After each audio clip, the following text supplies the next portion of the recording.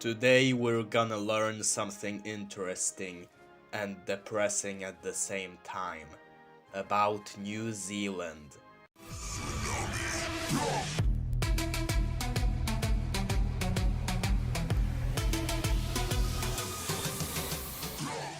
Hello everyone, it's Mr. Troll delivering an update, and today I wanted to share something pretty interesting. You see, today I learned something new about a particular country. Case in point, New Zealand. It all started when I saw this recent video by Moist Critical titled Road Rage Samurai, and I thought the title was low-key funny, so I clicked on the video and was informed that in New Zealand there was this driver that got so upset at another man that was only crossing the street that the man pulled a literal samurai sword and cut that other man, kind of like you see on TV.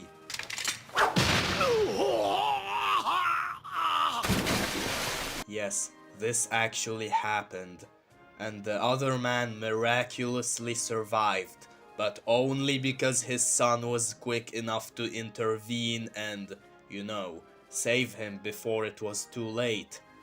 So the samurai man almost murdered someone, and he had a wife and a child in the car, witnessing the entire thing playing out. And so you might be wondering what horrible punishment the samurai man got for nearly killing an innocent civilian. Well, apparently, he got a little house arrest, a few hours of community service, and that's it.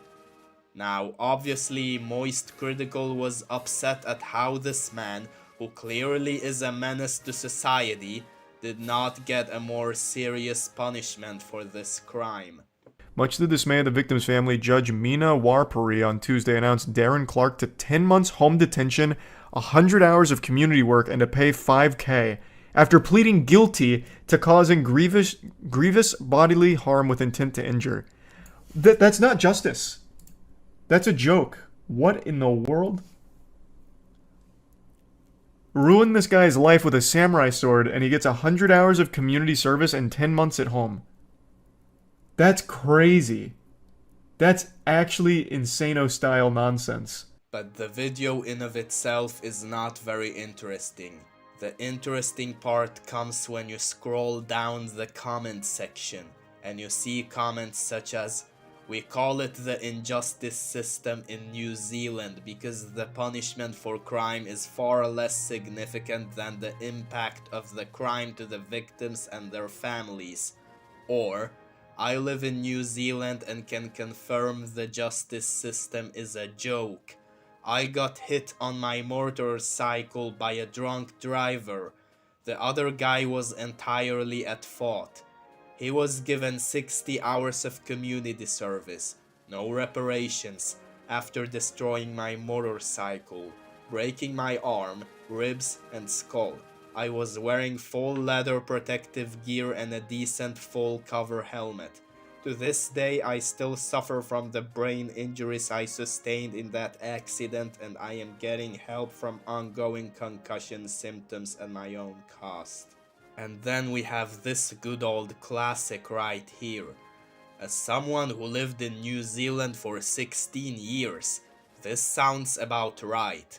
In my experience, New Zealand seems so safe most of the time that when something like this does happen, the justice system doesn't really know what to do unless there are actually fatalities. So apparently, the reason why the man did not get a more severe punishment is because this took place in New Zealand, and so apparently New Zealand has a terrible system of penalizing those who commit crime. And the reason why I'm bringing this up is because Moist Critical completely missed that. You can watch Moist Critical's video for your own, but basically he keeps rambling about why this man did not get punished more, and then literally every single comment has the same obvious answer. And I don't think this is okay. Now, I do think every country in the world has at least some problems with their society, and I'm not going to dive deep into politics here, because this is not a political channel here. This is only a reaction channel, and my reaction here is, hey, New Zealand, listen up. Mr. Troll over here thinks your justice system needs some serious changes.